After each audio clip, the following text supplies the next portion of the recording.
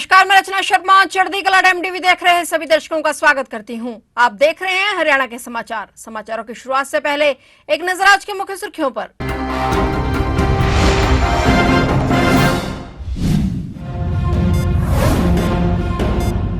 SYL विवाद को लेकर दिल्ली में बैठक, पंजाब और हरियाणा के सीएम बैठक में शामिल। केंद्रीय मंत्री CR पाटिल की अध्यक्षता में अहम बैठक।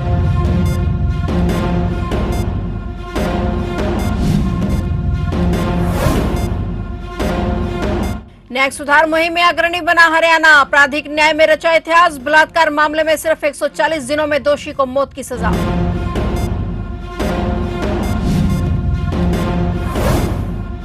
ऊर्जा मंत्री रेलवेज फुल एक्शन में, लापरवाही के चलते ऊर्जा विभाग के 6 कर्मचारी सस्पेंड। युवक की खेत में बिजली का करंट लगने से मृत्यु होने पर लिया कड़ा संज्ञान।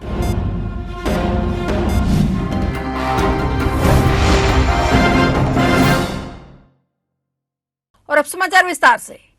एसवाईएल नहर विवाद पंजाब और हरियाणा के बीच पानी के बंटवारे को लेकर दशकों पुराना है और यह नहर सतलुज और यमुना नदियों को जोड़ने वाला प्रस्तावित है, जिसका उद्देश्य दोनों राज्यों के बीच जल संसाधनों का समान वितरण करना है। सतलुज यमुना लिंक नहर विवाद को लेकर अब दिल्ली में एक महत्वपूर्ण बैठक होने जा रही है। इस बैठक में पंजाब और हरियाणा के मुख्यमंत्री हिस्सा लेने पहुंच रहे हैं। इस बैठक की अध्यक्षता केंद्रीय जल शक्ति मंत्री CR पाटिल करेंगे। बैठक अब थोड़ी देर में ही शुरू होने वाली है। यह बैठक सुप्रीम कोर्ट में 13 अगस्त 2025 को होने वाली सुनवाई से पहले दोनों राज्यों के बीच सहमति बनाने की दिशा में एक प्रयास है। केंद्र सरकार की मध्यस्थता में होने वाली इस चर्चा का उद्देश्य लंबे समय से चले आ रहे एसवाईएल नहर विवाद को सुलझाने की दिशा में प्रगति करना है। दिल्ली में होने वाली इस बैठक से दोनों राज्यों के बीच सहमति की संभावनाएं तलाशी जाएंगी, ताकि सुप्रीम कोर्ट की सुनवाई से पहले कोई ठोस समाधान निकाला जा सके।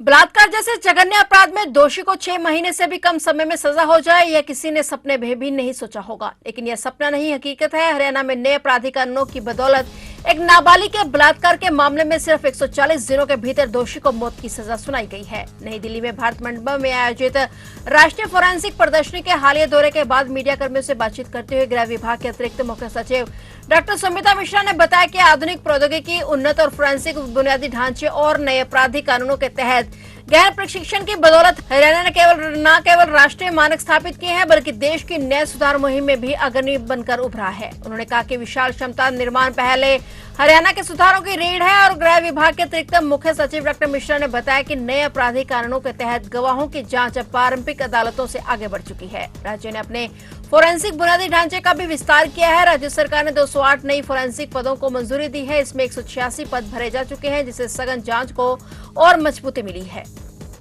आज ये जो भारत मंडपम पे न्यू क्रिमिनल लॉज पर जो प्रदर्शनी लगाई है मिनिस्ट्री ऑफ होम अफेयर्स और दिल्ली सरकार में, इसमें हरियाणा की पूरी टीम ने विज़िट किया। हमारे पुलिस अधिकारी, प्रोसिक्यूशन अधिकारी, जेल से अधिकारी, और बहुत ही सुंदर तरीके से जो न्यू क्रिमिनल लॉज की पूरी प्रक्रिया है उसको यहाँ दर्शाया गया है।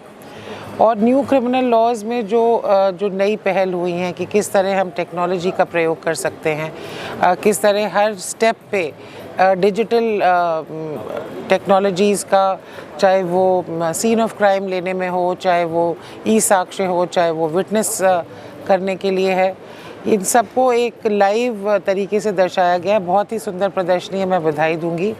और साथ ही में हम ये बताना चाहेंगे कि हरियाणा प्रदेश में भी हमने न्यू क्रिमिनल लॉज को लागू करने में, क्रियान्वित करने में बहुत सारे कदम उठाए हैं। शायद दिल्ली के साथ साथ हम भी भारत के पहला प्रदेश है जहाँ पे ये पूरी तरह से हमने न्यू क्रिमिनल लॉज को इम्प्लीमेंट किया है।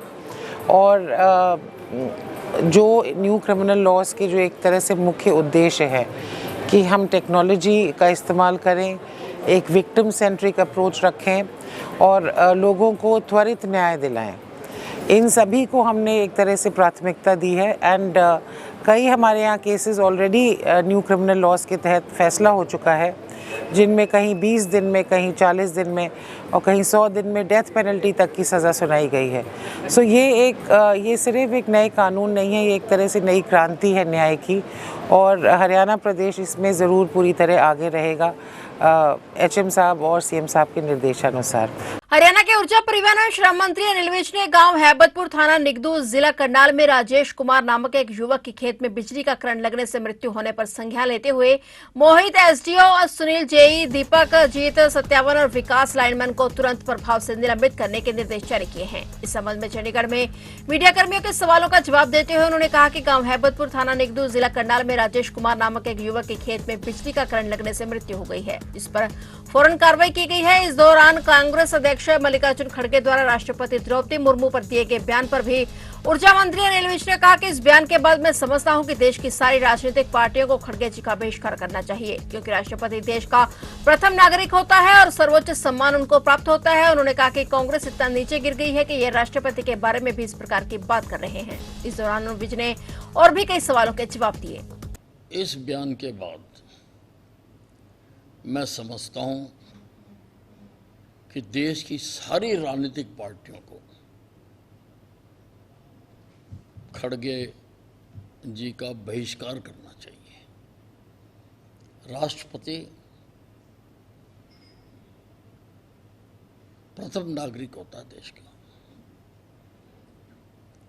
और सर्वोच्च सम्मान प्राप्त होता है उसको। ये इतने गिर गए हैं, कांग्रेस इतना नीचे चली गई है, इनकी सोच का दिवाला निकल गया है कि ये राष्ट्रपति के बारे में इस प्रकार की बात कर रहे हैं। और इनकी बात से ये भी इंगित होता है कि ये आदिवासियों से नफरत करते हैं।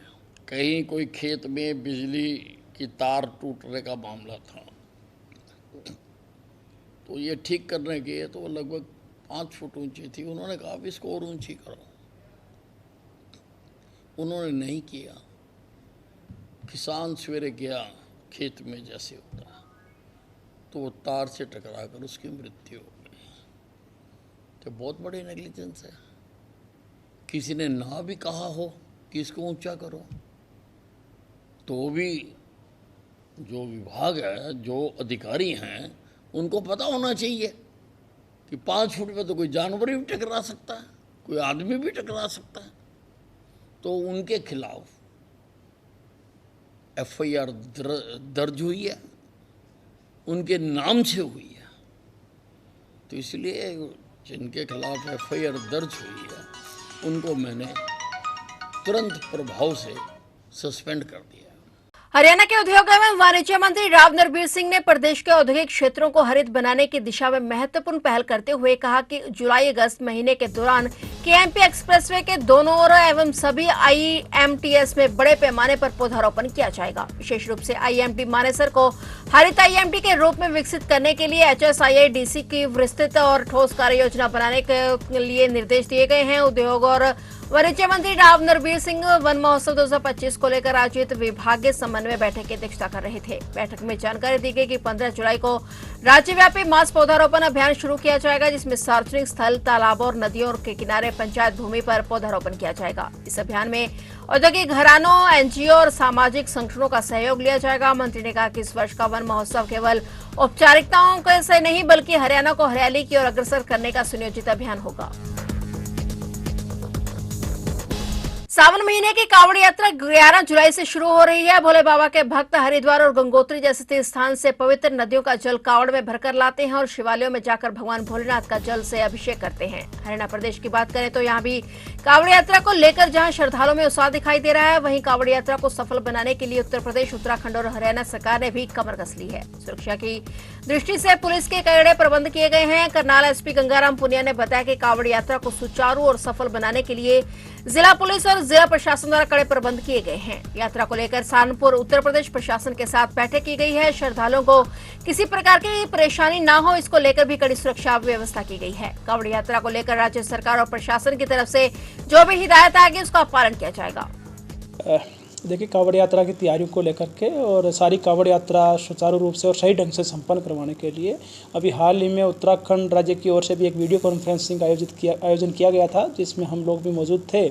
उसमें इसमें संबंध में विस्तार से चर्चा हुई है। साथ ही हमारी अभी सहारनपुर ज़िले के साथ भी एक मीटिंग हुई थी, जिसमें हमारे जो डीएसपी रैंक के अधिकारी वहाँ पर सहारनपुर गए थे, ताकि हमारे जो पड़ोसी राज्यों के जो ज़िले हैं उनसे भी और आसपास के जो हमारे ज़िले हैं उनसे भी हमारा अच्छा कोऑर्डिनेशन रहे और इस यात्रा को अच्छे ढंग से संपन्न कराया जा सके। अंबाला शहर में बिगड़ती सफाई व्यवस्था ने लोगों का जीना मुहाल कर दिया है। लोगों की माने तो ना तो कोई सफाई करने वाला आता है और ना ही कूड़ा उठाने वाला। वहीं बिगड़ी इस सफाई व्यवस्था को लेकर मंत्री अनिल विज ने निर्देश दे दिए हैं और कहा है कि कर्मचारियों की कमी को पूरा किया जाएगा। कैबिनेट मंत्री अनिल विज ने सभी पार्षदों को निर्देश दिए हैं कि वे खुद अपने वार्ड में सफाई व्यवस्था को दुरुस्त कर रहे हैं। उन्होंने कहा कि जहां सफाई कर्मचारियों की कमी है तो उसको पूरा करने के भी निर्देश दिए हैं। एक्चुअली पता क्या, हम जहाँ भी निकलते हैं वहाँ इतना कूड़ा है कुछ कहने को नहीं। सबसे पहले तो मेरा खुद का सैलून है, सैलून के सामने ही इतना कूड़ा, 1 महीना हो गया वो कूड़ा ऐसी ही पड़ा हुआ है। किसी ने आके कोई कूड़ा नहीं उठाया। इवन हमारी गली है, गली के अंदर आप जाके देखोगे कि इतनी नाली ब्लॉक हो जाती है, पानी सारा सीवरेज का बाहर आ जाता है और सारी गली भर जाती है पानी से। तो कोई सफाई वाला आता नहीं है। जितनी मर्जी कंप्लेंटें कर लो, कोई नहीं आता। मैं खुद वहाँ 4 बजे उठ के सारी झाड़ू लगा के कूड़ा उठा के पीछे सनातन धर्म मंदिर के वहाँ गाड़ी है उसके अंदर सुबह डाल के आती हूँ। यहाँ पे कोई झाड़ू वाला नहीं है। हमने अंबाला छावनी में विकास के बहुत काम किए और अब मैंने अपने सभी पार्षदों को कहा है कि सफाई का जुम्मा तुम ले लो। अपने अपने वार्ड में आप लोग सफाई करवाओ और बहुत सारे एमसी करवा भी ले। थोड़ी सी दिक्कत आ रही है कि सफाई कर्मचारी कम है। उसके लिए मैंने नगर परिषद के ईओ को कहा है कि जितने आपके पास कम हैं सफाई कर्मचारी, उसका आप सरकार को लिखें, मैं वहां से मंजूर करवा के।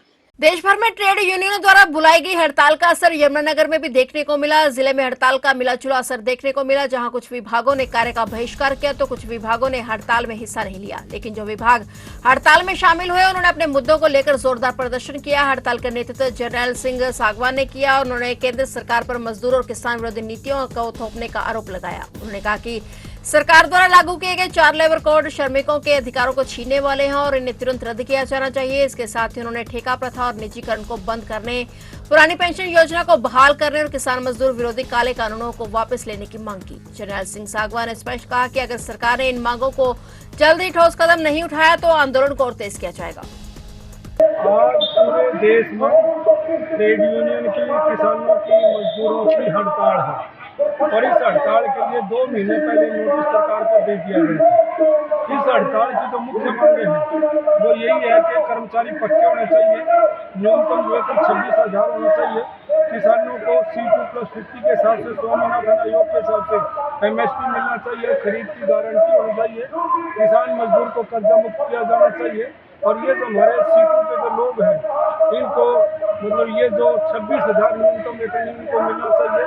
इसके अलावा ये जो पेंशन की बात जो सरकार करी है, पहले पुरानी पेंशन थी, पुरानी पेंशन को फिर नेशनल पेंशन लेके आए, उसके बाद अब ये UPS लेके आए, यूनिफाइड पेंशन स्कीम। हम इसका विरोध कर रहे हैं, हम मांग कर रहे हैं कि पुरानी पेंशन ही बहाल रहनी चाहिए। इसके अलावा हमारे हरियाणा में भी जो ये मतलब कौशल रोजगार है, ये हमारे युवाओं का शोषण है। शिक्षा का निजीकरण किया जा रहा है, सांप्रदायिकरण किया जा रहा है। यहाँ तक कि अभी जो नई किताबें NCERT ने भेजी है स्कूलों में, उनमें हिंदू राजे रानियों की और उनकी कहानियाँ ज़्यादा हैं। हम इस समय देश हिंदू राजे राजाओं का नहीं है, हम संविधान से चलते हैं। संविधान हमारा मतलब सर्वोपरि संविधान है, उसके हिसाब से हमारे जो नागरिक अधिकार है वो मिलने चाहिए। दिल्ली से सटे साइबर सिटी गुरुग्राम में घरेलू कलह के चलते पति ने अपनी पत्नी की गला घोंटकर हत्या कर दी और खुद पुलिस थाने में पहुंच गया। थाने पहुंचने के बाद पुलिस अधिकारी को बोला कि साहब मैंने अपनी पत्नी को मौत के घाट उतार दिया है, मुझे गिरफ्तार कर लो। पुलिस ने तुरंत आरोपी को गिरफ्तार कर लिया और महिला के शव को कब्जे में ले लिया। साइबर सिटी गुरुग्राम के राजेंद्र पार्क इलाके में एक पति ने अपनी पत्नी को घरेलू विवाद के चलते मौत के घाट उतारे जाने का मामला सामने आया है। घटना गुरुग्राम के राजेंद्र पार्क थाना इलाके की है। वे दोनों के 2 बच्चे हैं और उनका विवाद कई दिनों से चल रहा था। आरोपी की पहचान केतन के रूप में हुई है। हिरासत में लेने के बाद पुलिस आरोपी को साथ लेकर घटनास्थल पर पहुंची, जहां बिल्डिंग की दूसरी मंजिल पर महिला की लाश पड़ी मिली। पुलिस ने पोस्टमार्टम के लिए लाश को भेज दिया है। हत्या आरोपी ने 6 साल पहले लव मैरिज किए थे और पुलिस ने केतन को हिरासत में ले लिया और ज्योति के शव को कब्जे में ले लिया।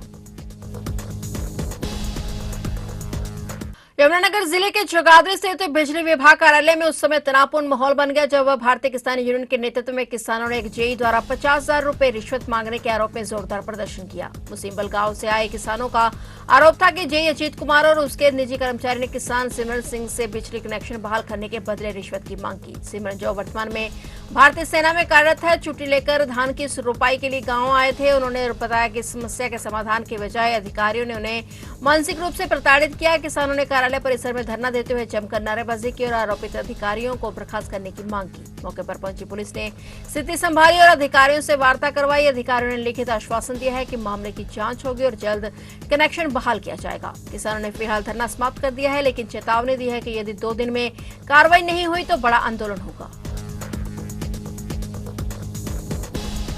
उनसे पता किया है, उन्होंने ये क्या था कि ये लाइन को शिफ्ट करवाना चाहते थे जी दूसरी साइड से, तो इन्होंने हमको ये बताया था कि भाई इसमें जो भी एस्टिमेट की कॉस्ट आएगी वो सबमिट करनी पड़ेगी। वो वाली इशू थी, लेकिन अब ये मान गए हम इनका काम स्पेशल एस्टिमेट में ही करा देंगे।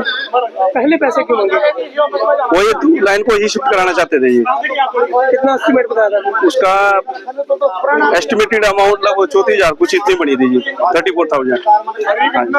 कैसे किया जाएगा?